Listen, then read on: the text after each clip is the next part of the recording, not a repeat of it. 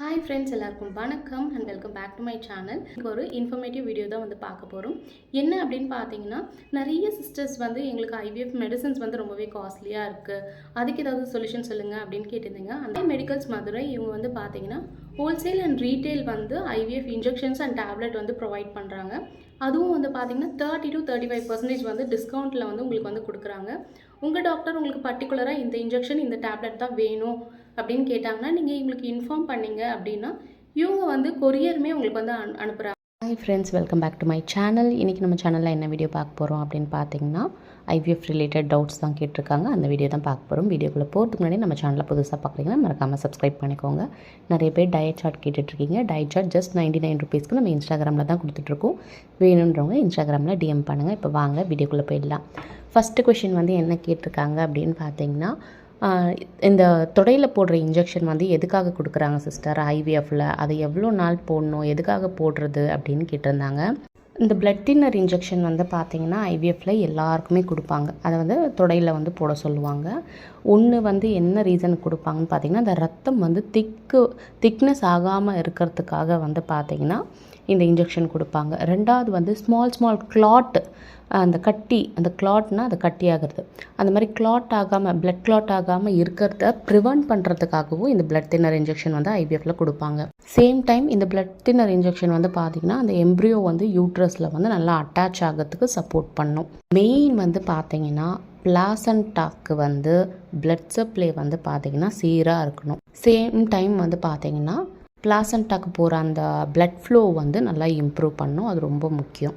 சிம்பிளாக சொல்லணுன்னா, அந்த எம்ப்ரியோ ட்ரான்ஸ்ஃபர் பண்ணிட்ட பிறகு அந்த பேபிக்கு அட்டாச் ஆகி நல்லா வளர்கிறதுக்கும், அந்த பேபி அட்டாச் ஆகி வளர இடம் நல்ல ரத்த ஓட்டம் நல்லா இருக்கணுன்றதுக்காக இந்த பிளட் தின்னர் இன்ஜெக்ஷன் ஐவிஎஃப்பில் எல்லாருக்கும் கொடுப்பாங்க. அதை நீங்கள் டெலிவரி வரைக்கும் எடுக்கணும் அப்படின்ட்டு தான் சொல்லுவாங்க. ஸோ நீங்கள் டெலிவரி வரைக்கும் அதை ரெகுலராக எடுக்கிற மாதிரி தான் இருக்கும். கொஷின் என்ன கேட்டிருந்தாங்கன்னா, எக் பிக்கப் அந்த டைம் பீரியடில் எவ்வளோ இன்ஜெக்ஷன் கொடுப்பாங்க அப்படின்னு கேட்டிருந்தாங்க. எக் பிக்கப் டைமில் பார்த்திங்கன்னா டெய்லி உங்களுக்கு 2 இன்ஜெக்ஷன், மறுநாள் 3 இன்ஜெக்ஷன், இந்த மாதிரி தான் இருக்கும். 2-3 இன்ஜெக்ஷன்ஸ் இருக்கும் ஒரு நாளைக்கு. இந்த இன்ஜெக்ஷன் எதுக்கு கொடுக்குறாங்கன்னு பார்த்தீங்கன்னா, உங்கள் கருமுட்டையை வளர வைக்கிறதுக்கும், உங்கள் ஹார்மோனை கரெக்டாக வச்சுக்கிறதுக்கும், பேலன்ஸாக வச்சுக்கிறதுக்கும் உங்களுக்கு கொடுப்பாங்க. அதே மாதிரி உங்களோட எக்கு க்ரோத்தை செக் பண்ணிகிட்டே இருப்பாங்க. உங்களை ஒரு 3 days அந்த மாதிரி வர சொல்லி உங்களோட யூட்ரஸ் எப்படி வளருது, அதுக்கப்புறம் எக்கெல்லாம் எப்படி க்ரோத் ஆகுது, இதெல்லாமே செக் பண்ணுவாங்க.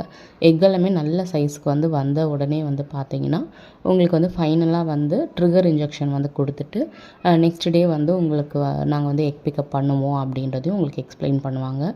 எக் பிக்கப்லேயும் இன்ஜெக்ஷன் இருக்குமா அப்படின்னு கேட்டிங்கன்னா கண்டிப்பாக இருக்கும். நீங்கள் ஐவிஎஃப் போகிறவங்களா இருந்தால் கண்டிப்பாக எக் பிக்கப்லேயும் இன்ஜெக்ஷன் இருக்கும். இன்ஜெக்ஷனும் இருக்கும், டேப்லெட்டும் இருக்கும் உங்களுக்கு ஐவிஎஃப்பில். எக் பிக்கப் பண்ணிவிட்டு உங்களோட எக்கு க்ரோத்து எப்படி இருக்குது, எம்ப்ரியோவாக ஃபார்ம் ஆகி, அதாவது உங்களோட எக்கும் உங்கள் ஹஸ்பண்டோட ஸ்பெர்மையும் ஒன்றா சேர்த்து எம்ப்ரியோவாக ஃபார்ம் பண்ணி எவ்வளோ எம்ப்ரியோஸ் கிடச்சிருக்கு, உங்கள் கிட்டேருந்து கலெக்ட் பண்ண எக்கில் இவ்வளோ எக் இருக்குது, இந்த எக்கை நாங்கள் எம்ப்ரியோவாக ஃபார்ம் பண்ணியிருக்கோம், அதில் இவ்வளோ எம்ப்ரியோஸ் ஃபார்ம் ஆகிருக்கு, அந்த எம்ப்ரியோஸில் இத்தனை எம்ப்ரியோ நல்லா இருக்குது. இந்த டீட்டெயில் எல்லாமே உங்களுக்கு ஆஃப்டர் எக் பிக்கப் உங்களுக்கு கிளியராக கொடுத்துருவாங்க. சில பேர் ரிப்போர்ட்டாகவே கொடுத்துருவாங்க சில ஹாஸ்பிட்டலில். சில பேர் வாயால் மட்டும் தான் சொல்லுவாங்க. எந்த ரிப்போர்ட்டும் தரமாட்டேன்றாங்க சிஸ்டர் அப்படின்னும் நீங்கள் நிறைய பேர் சொல்கிறீங்க. அது எனக்கும் தெரியல. ஒரு சில ஹாஸ்பிட்டலில் கொடுக்குறாங்க, ஒரு சில ஹாஸ்பிட்டலில் எந்த டீட்டெயில்ஸுமே கொடுக்க மாட்டேன்றாங்க. எல்லாமே அவங்க தான் ஸ்டோர் பண்ணி வைக்கிறதா எனக்கு சொல்லியிருக்கீங்க. நிறைய பேர் எனக்கு ரிப்போர்ட் அனுப்பியிருக்கீங்க. இந்த மாதிரி எனக்கு இத்தனை எக்ஸ் எடுத்தாங்க, அதில் இவ்வளோ எம்ப்ரியோஸ் ஃபார்ம் ஆகிருக்கு, இவ்வளோ எம்ப்ரியோஸ் ஃபார்ம் ஆனதில் இத்தனை நல்லா இருக்குது, இத்தனை டிஸ்கார்ட் பண்ணியிருக்காங்கன்ற எல்லா டீட்டெயிலுமே எல்லா ஹாஸ்பிட்டல்லையும் உங்களுக்கு கொடுப்பாங்க. ஒரு சில ஹாஸ்பிட்டலில் கொடுக்கல அப்படின்னா நீங்கள் கேளுங்க, ஏன் கொடுக்க மாட்டேன்றீங்க அப்படின்னு கேளுங்க. ஏன்னா ஃப்யூச்சர் யூஸுக்கு உங்களுக்கு அது கண்டிப்பாக தேவைப்படும். தேர்ட் கொஷின் என்ன கேட்டிருந்தாங்கன்னா, ராமநாதபுரத்தில் ஒரு ஹாஸ்பிட்டல் இருக்குது, அந்த ஹாஸ்பிட்டல் நல்லா இருக்குமா அப்படின்னு கேட்டிருந்தீங்க. நம்ம பார்த்திங்கன்னா நிறைய ஊரில் நிறைய ஐவிஎஃப் சென்டர் இப்போ ஓப்பன் ஆயிடுச்சு. அதாவது இப்போ எப்படின்னா ஒரு ஊர்லேயே ஒரு 5-10 அந்த மாதிரி ஐவிஎஃப் சென்டர்லாம் வந்துடுச்சு, எல்லா ஊர்லேயுமே சொல்கிறேன். இந்த மாதிரி வரும்போது எந்த ஹாஸ்பிட்டலில் நல்லா பார்க்குறாங்க அப்படின்றது நம்மளுக்கு தெரியவே இல்லை. ஏன்னா இப்போ பார்த்திங்கன்னா இந்த இன்ஃபர்டிலிட்டி அப்படின்றது ரொம்ப அதிகரிச்சிருக்கு. எனக்கு தெரிஞ்சு இப்போது இந்த லாஸ்ட் ஒரு 10 years இந்த 5 years கேப்பில் பார்த்திங்கன்னா நிறையவே இன்க்ரீஸ் ஆகிருக்கு இன்ஃபர்டிலிட்டி. நிறைய பேர் ஐவிஎஃப் போகிறவங்களையும் பார்க்குறோம்.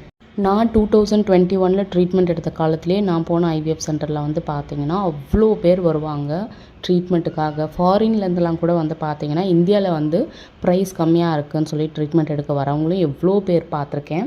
இதில் என்ன அப்படின்னா, எந்த ஹாஸ்பிட்டலில் வந்து ஆனஸ்ட்டாக ஹெல்த்தியாக பார்க்குறாங்க. என்னென்னா, எந்த ஊர்லேயும் சரி எவ்வளோ ஐவிஎஃப் சென்டர் இருந்தாலும் அதில் எப்படி பார்க்குறாங்கன்றது நம்மளால் கண்டுபிடிக்கவே முடியாது. இப்போ நம்ம ஒரு யூடியூப் சேனல் வச்சுருக்கிறதுனால நம்மளுக்கு சப்ஸ்கிரைப் பண்ணியிருக்க சப்ஸ்கிரைபர்ஸ் வந்து ஒரு ஊரில் இருப்பாங்க. சில பேர் ஸ்ரீலங்கா, ஜெர்மனி, ஆஸ்திரேலியா, நம்ம தமிழ்நாட்டில் எல்லா ஊர்லேருந்துமே நம்மளுக்கு வந்து மெசேஜ் பண்ணுவாங்க. ஸோ தமிழ்நாட்டில் வந்து எல்லாருமே பண்ணுவாங்க. ஹைதராபாத், மும்பை இங்கேருந்துலாம் கூட மெசேஜ் பண்ணுறாங்க. ஆனால் அவங்கவுங்கன்னு ஒரு ஹாஸ்பிட்டல் ஃபிக்ஸ் பண்ணி பார்ப்பாங்க இல்லையா ட்ரீட்மெண்ட்டு. அவங்க சொன்னதுக்கப்புறம் தான் எங்களுக்கு வந்து தெரியும். ஸோ இந்த ஹாஸ்பிட்டலில் நல்லா பார்க்குறாங்களா, ஸோ இவ்வளோ காஸ்ட் ஆகுதா அப்படின்ற டீட்டெயில் வந்து ஒரு சில பேர் ஷேர் பண்ணிப்பாங்க, ஒரு சில பேர் வந்து ஷேர் பண்ணிக்க மாட்டாங்க. இப்போ நீங்கள் இருக்கிற ஊரில் வந்து எந்த ஹாஸ்பிட்டல் பெஸ்ட்டுன்னு கண்டுபிடிக்கிறது ரொம்ப ரொம்ப கஷ்டம். ஏன்னா இப்போல்லாம் வந்து பார்த்தீங்கன்னா ஐவிஎஃப் ஹாஸ்பிட்டல் வந்து அவ்வளோ இன்க்ரீஸ் ஆகிருக்கு. ஒரு ஊர்லேயும் அவ்வளோ சென்டர்ஸ் வந்து ஓப்பன் பண்ணுறாங்க, அவ்வளோ பிரான்ச்சஸ் வந்து ஓப்பன் பண்ணுறாங்க. அதனால் கண்டுபிடிக்கிறது ரொம்ப ரொம்ப கஷ்டம். பெஸ்ட்டு வழி என்ன அப்படின்னு கேட்டிங்கன்னா, உங்களுக்கு வந்து நீங்கள் ஐவிஎஃப் ட்ரீட்மெண்ட் வந்து ஒரு 5 வருஷம் குழந்தை இல்லை, 10 வருஷம் குழந்தை இல்லை, எனக்கு வந்து நான் ஐவிஎஃப் தான் போகிறேன், வேறு வழி இல்லை அப்படின்னு நீங்கள் முடிவு பண்ணும்போது நல்ல ஹாஸ்பிட்டல் தேடுறீங்க அப்படின்னா பெஸ்ட்டு ஆப்ஷனு நீங்கள் வந்து எந்த ஹாஸ்பிட்டல் ஃபஸ்ட்டு நீங்கள் உங்கள் வீட்டுக்கிட்டே இருக்கிற மாதிரி இல்லை ஒரு 5 கிலோமீட்டர் தள்ளி இருக்கிற மாதிரி நீங்கள் பார்த்துருப்பீங்க இல்லையா, அந்த ஹாஸ்பிட்டலை பற்றி நீங்கள் விசாரிக்கணும். எப்படி விசாரிப்பீங்க அப்படின்னு பார்த்தீங்கன்னா, ஹாஸ்பிட்டல்லேருந்து வெளியில் வர ஏதாவது ஒரு பேஷண்ட்ஸ் கிட்ட வந்து நீங்கள் எவ்வளோ நாளாக இங்கே ட்ரீட்மெண்ட் எடுத்துகிட்ருக்கீங்க அப்படியே ஜஸ்ட்டு நீங்கள் அந்த ஹாஸ்பிட்டலில் பற்றி கொஞ்சம் டீட்டெயில்ஸ் வந்து அவங்கக்கிட்டேருந்து தான் நீங்கள் வந்து கேதர் பண்ண முடியுமே தவிர வேறு எப்படியுமே நம்ம வந்து இந்த கூகுள் ரிவ்யூ வச்சு கண்டிப்பாக நம்மளால் வந்து அது வந்து நல்ல ஹாஸ்பிட்டலாக எப்படி ட்ரீட்மெண்ட் கொடுக்குறாங்கன்றதை கண்டுபிடிக்கிறது ரொம்ப கஷ்டம். அதுக்கு பதிலாக இந்த மாதிரி நீங்கள் ட்ரை பண்ணுங்கள். இல்லை உங்களுக்கு தெரிஞ்சவங்க யாருன்னா, உங்களோட ரிலேட்டிவ்ஸ் யாருனா ட்ரீட்மெண்ட் எடுக்கிறாங்க, இல்லை உங்களுக்கு தெரிஞ்சவங்க யாருனா வந்து எங்கேயாச்சும் ஐவிஎஃப் சென்டரில் ட்ரீட்மெண்ட் எடுத்துகிட்டு இருக்காங்கன்னா அங்கே நல்லா இருக்கான்னு அவங்கக்கிட்ட டீட்டெயில்ஸ் கேட்டு, இல்லை உங்கள் ஃப்ரெண்ட்ஸ்க்கு யார்கிட்டனா வந்து டீட்டெயில்ஸ் கேட்டு, நீங்கள் வந்து பேஷண்ட்ஸ் கிட்ட வந்து இங்கே ட்ரீட்மெண்ட் எப்படி இருக்குன்னு டீட்டெயில் கேட்டு தான் நீங்கள் வந்து பார்த்தீங்கன்னா ட்ரீட்மெண்ட்டுக்கே போக முடியும். நீங்கள் வந்து ஜென்ரலாக என்கிட்ட வந்து இந்த ஹாஸ்பிட்டல் ஓகேவா சிஸ்டர், நான் இங்கே போய் ட்ரீட்மெண்ட் எடுக்கட்டுமான்னு கேட்டிங்கன்னா எனக்கு தெரியாது.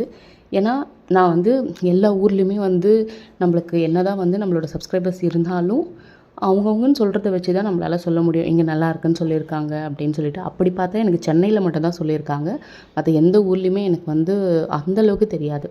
ஸோ அதை நீங்கள் தான் வந்து பெஸ்ட்டு எங்கே நல்ல காஸ்ட் எந்த அளவுக்கு கம்மியாக பார்க்குறாங்க, எங்கே நல்லா பார்க்குறாங்க அப்படின்றத நீங்கள் கண்டுபிடிக்கணும். ஃபஸ்ட் கொஷின் என்ன கேட்டிருக்காங்க அப்படின்னு பார்த்தீங்கன்னா, சிஸ்டர் எனக்கு 2 சைடுமே ஹைட்ரோசால்ஃபிங்ஸ் வந்து இருக்குது, அதே மாதிரி கருமுட்டை வளர்ச்சி இல்லை அப்படின்னு சொல்லிட்டாங்க. இந்த ஹைட்ரோசால்ஃபிங்ஸை நேச்சுரலாக சரி பண்ண முடியுமா?